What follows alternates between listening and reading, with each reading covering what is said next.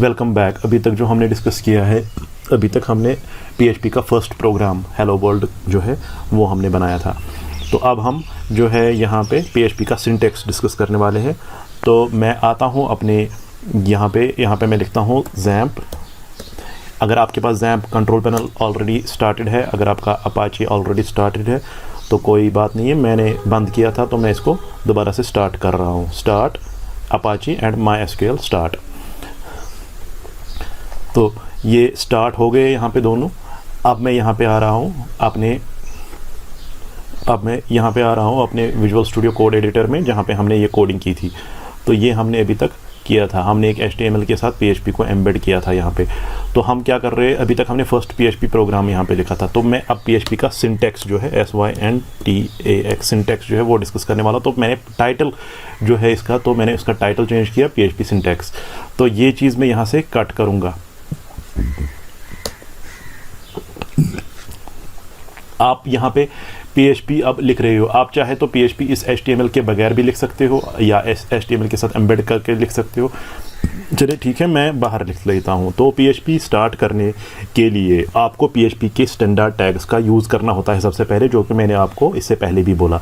तो यहाँ पे स्टैंडर्ड टैग्स ऐसे यूज़ किए जाते हैं, जिस क्वेश्चन मार्क का यूज़ किया जाता है, लेस देन क्वेश्चन मार्क, और यहाँ पे PHP लिखा जाता है PHP। और इसके अंदर इसको जहाँ तक आप क्लोज करेंगे वहाँ, यहाँ से लेके यहाँ तक जो भी आप अंदर लिखेंगे वो PHP कोड होगा। तो यहाँ पे हमने अभी तक लिखा था, इको किया था हमने एक सेंटेंस को। तो अभी मैं फिर से इको करता हूँ। इको यहाँ पे मैं लिखता हूँ PHP फर्स्ट प्रोग्राम। ये इसके बाद आपको टर्मिनेटर अगर आपने PHP का एक लाइन कोड लिखा तो इस लाइन को एंड करना है। तो यहाँ पे टर्मिनेटर का सिंबल ये होता है, इससे आपका जो है PHP का जो एक लाइन कोड है वो एंड हो जाता है। तो अगर मैं इसको सेव करूँ अभी, तो यहाँ पे हम इसको रन करते हैं। वेब ब्राउज़र को ओपन करता हूँ, गूगल क्रोम को ओपन करता हूँ। तो यहाँ पे लिखते हैं लोकल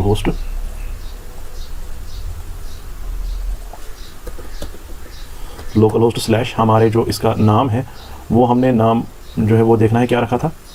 हमने इसका नाम रखा था माई फर्स्ट प्रोजेक्ट शायद। तो हम इसको चेक कर लेते हैं पहले, नाम क्या रखा था हमने। XAMPP htdocs, तो यहाँ पे है माई फर्स्ट प्रोजेक्ट, इसमें है index.php। ठीक है, तो यहाँ पे मैं लिखता हूँ माई फर्स्ट प्रोजेक्ट।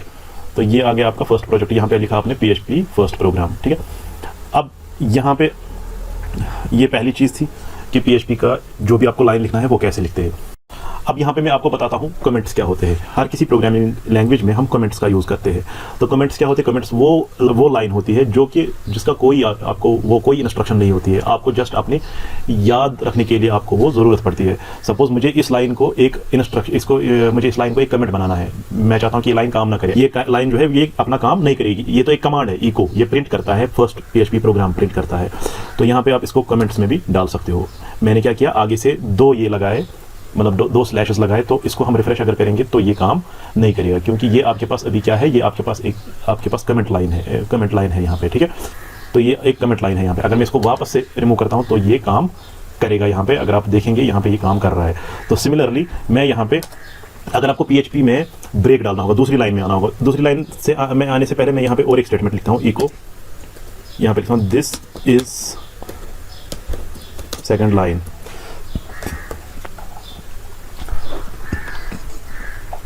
तो इसको भी आप कमेंट में डाल सकते हैं। तो अगर आप इसको कमेंट में नहीं डालेंगे तो ये यहाँ पे एक लाइन आ जाएगी, आप देख सकते हैं, लेकिन ये दूसरी लाइन में नहीं आ गया। तो यहाँ पे आपको HTML का BR डालना है। तो PHP में वो BR टैग आप कैसे यूज़ करेंगे? तो आपको यहाँ पे, या तो एक तरीका ये है कि आप यहाँ पे इको लिखो, HTML का जो BR है, BR, ये एक तरीका है। दूसरा तरीका है कि आप इस BR को यहाँ पे भी लिख सकते हो इसके अंदर, और यहाँ पे आगे इससे पहले भी लिख सकते हो, दोनों में से एक। पहले हम इस तरीके से देखते हैं। तो यहाँ पे BR ये सेकंड लाइन में आ गया। तो इसी तरह अगर हम इसको यहाँ पे नहीं लिखेंगे तो एक सेकंड के लिए मैं यहाँ पे इसको कमेंट कर सकता हूँ। मैंने इसको डबल ये स्लैश दिया तो ये कमेंट बन गया यहाँ पे। तो यहाँ पे आप देख सकते हैं कि ये काम नहीं कर रहा है, क्योंकि ये आपके पास एक कमेंट बन गया अभी। तो अगर हम इसको यहाँ से हटा के हम यहाँ पे BR लिखेंगे अंदर, तो यहाँ पे आपको ऐसे लिखना है BR, तो ऐसे भी चलेगा, या तो आप यहाँ पे लिख सकते हैं BR, यहाँ पे भी हम लिख सकते हैं, यहाँ पे भी हम लिख सकते हैं। तो ये देख सकते हैं 2 ब्रेक्स आ गई, एक तो ये वाला BR आ गया और ये वाला BR। अगर इस BR को आप रिमूव करेंगे तो एक ही ब्रेक आ जाएगी।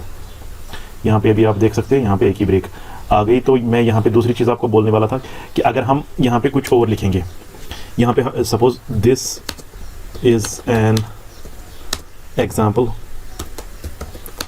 How to write a sentence in PHP। तो मैंने एक लाइन लिखी, तो यहाँ पे ये लाइन यहाँ पे प्रॉब्लम करेगी, क्योंकि ये कोई, देखिए यहाँ पे आ रहा है सिंटेक्स एरर, तो ये कोई सिंटेक्स ही नहीं है। हम क्या करने वाले हैं अब इस लाइन को, हम इस लाइन को कमेंट आउट करने वाले हैं। तो मैं इसको, ये मैं अपने याद रखने के लिए यहाँ पे लिख रहा हूँ, तो इसीलिए लिखना पड़ा मुझे। लेकिन ये प्रोग्रामिंग में इंटरफेयर नहीं करना चाहिए, इसलिए इसको कमेंट आउट करना है, ठीक है। कमेंट आउट करने का ये एक तरीका है, ये सिंगल लाइन अगर आपको कमेंट आउट करनी होगी। अगर आपको सिंगल लाइन ही करनी होगी, दूसरा तरीका ये है कि आप यहाँ से हैश लगाएं, हैश से भी कमेंट आउट हो जाता है, आप देख सकते हैं। लेकिन अगर आपको मल्टी लाइन, अगर आपके पास यहाँ पे दूसरी लाइन होगी जिसको आपको कमेंट करना है, सपोज यहाँ पे दूसरी लाइन है, दिस इज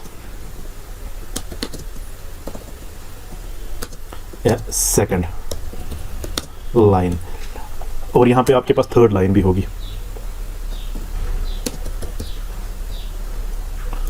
यहाँ पे मैं लिखूंगा दिस इज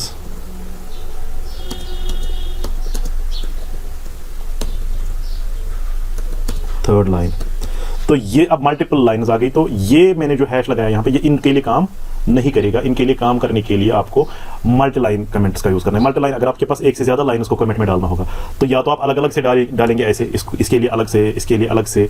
लेकिन अब आप एक एक लाइन के लिए नहीं डालेंगे, तो हम क्या करेंगे, हम इस यहाँ से लेके यहाँ तक कमेंट आउट करना चाहते हैं, तो हम ऐसे करेंगे, ये हैश और यहाँ पे स्टार एस्ट्रिक का यूज करेंगे, ये हटाएंगे यहाँ पे, ये भी हटाएंगे यहाँ पे, और इस एस्ट्रिक को यहाँ तक हमें कमेंट आउट करना है, तो यहाँ पे एस्ट्रिक का यूज करके स्लैश यूज करेंगे। तो ये सारी अभी कमेंट्स बन गई यहाँ पे, ठीक है। तो जो हमने वो 3 लाइनें लिखी थी वो हाइड हो गई।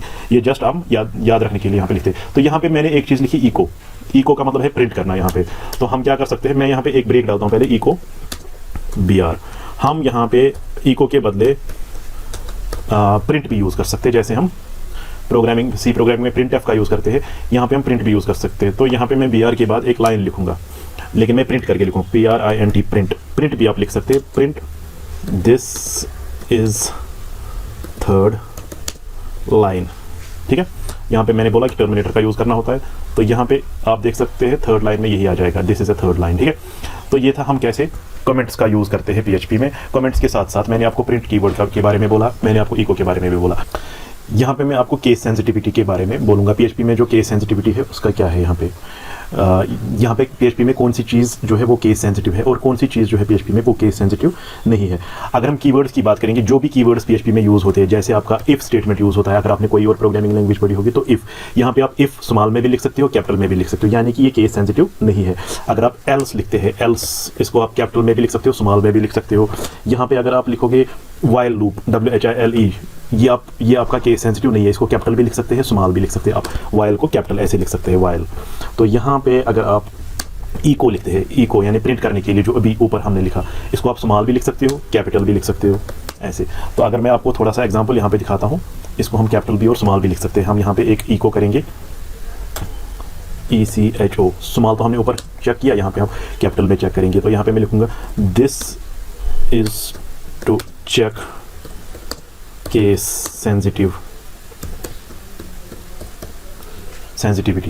सेंसिटिविटी। तो यहाँ पे ये सीधे प्रिंट होगा, क्योंकि ये केस सेंसिटिव नहीं है यहाँ पे। तो आप देख सकते हैं this is to check case sensitivity, ये आ गया यहाँ पे।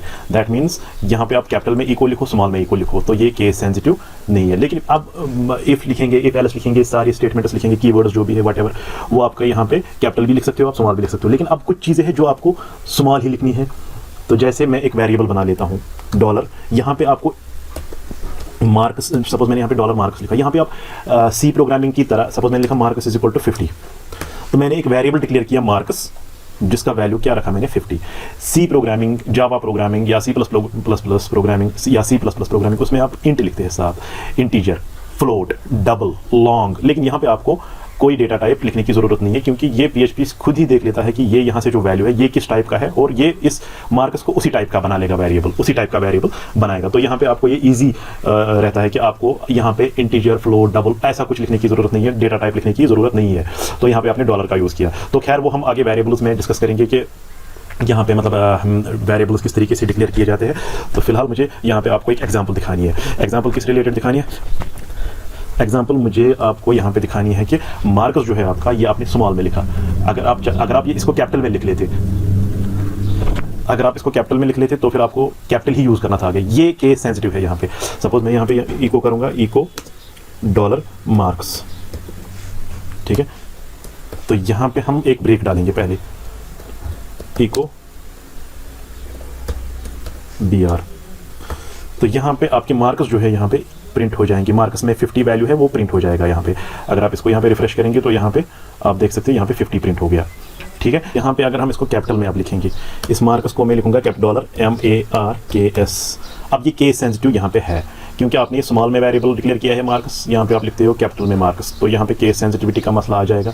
तो ये आप देख सकते हैं अनडिफाइंड वेरिएबल मार्कस। अगर आप अब मार्कस का M स्मॉल लिखते हो, A कैपिटल लिखते हो, RKS, तब क्या होगा? एक ही अल्फ़ाबेट अगर हमने कैपिटल लिखा तो तब भी ये एरर शो करेगा। आप देख सकते हैं यहाँ पे MARKS। अगर हम अब ऐसे लिखेंगे MARKS, पहला अल्फ़ाबेट जो है वो कैपिटल लिखा, ये मैंने पहले ही बोला कि ये केस सेंसिटिव है, तो यहाँ पे इशू आ सकता है। इसको हम पहले सेव करेंगे, यहाँ पे रिफ्रेश करेंगे तो यहाँ पे फिर से इशू आ गया, दिखा रहा है अनडिफाइंड वेरिएबल मार्क्स। तो आपका जो सही वेरिएबल है वो स्मॉल MARKS स्मॉल में है, केस सेंसिटिव है। तो वेरिएबल्स क्या होते हैं? केस सेंसिटिव होते हैं यहाँ पे। तो ये चीज़ यहाँ पे आप सीख गए कि वेरिएबल्स जो है वो केस सेंसिटिव होते हैं। यहाँ पे मैं और एक चीज़ आपको बताऊंगा, कॉन्कैटिनेशन क्या होती है। PHP में जो कॉन्कैटिनेशन, मतलब आपको ये वेरिएबल जोड़ना है किसी के साथ। सपोज मैं यहाँ पे लिखूंगा, मैं यहाँ पे लिखना चाहता हूँ I have achieved this much of marks. Suppose I have achieved 50 marks, लेकिन 50 मुझे आई हैव अचीव्ड तो लिखना है मुझे इको करके वो सेंटेंस, लेकिन उसके साथ मुझे जोड़ना है इस 50 को। लेकिन मैं 50 को नहीं जोड़ूंगा, मैं उसके वेरिएबल को जोड़ूंगा, क्योंकि उस वेरिएबल में कल को 50 के बदले 60 आ सकता है। तो देखिए मैं कैसे लिखूंगा। तो सबसे पहले मैं एक ब्रेक डालूंगा, इको, यहाँ पे एक ब्रेक डालेंगे BR। तो यहाँ पे मैं लिखूंगा इको आई हैव गॉट। अब मैंने यहाँ पे स्पेस भी डाली, यहाँ पे एक स्पेस जो नजर आ रही है आपको यहाँ पे, तो ये स्पेस भी आ गई। फिर मुझे कॉन्कैटिनेट करना है, क्योंकि मुझे अब इस वेरिएबल को जोड़ना है, $मार्कस। तो मैं यहाँ पे लिखूंगा डॉट करके $मार्कस। फिर से कॉन्कैटिनेशन करनी है, मतलब जोड़ना है इसको इस सेंटेंस के साथ जोड़ना है, और इसके बाद कुछ और सेंटेंस है वो जोड़ना है, मार्कस।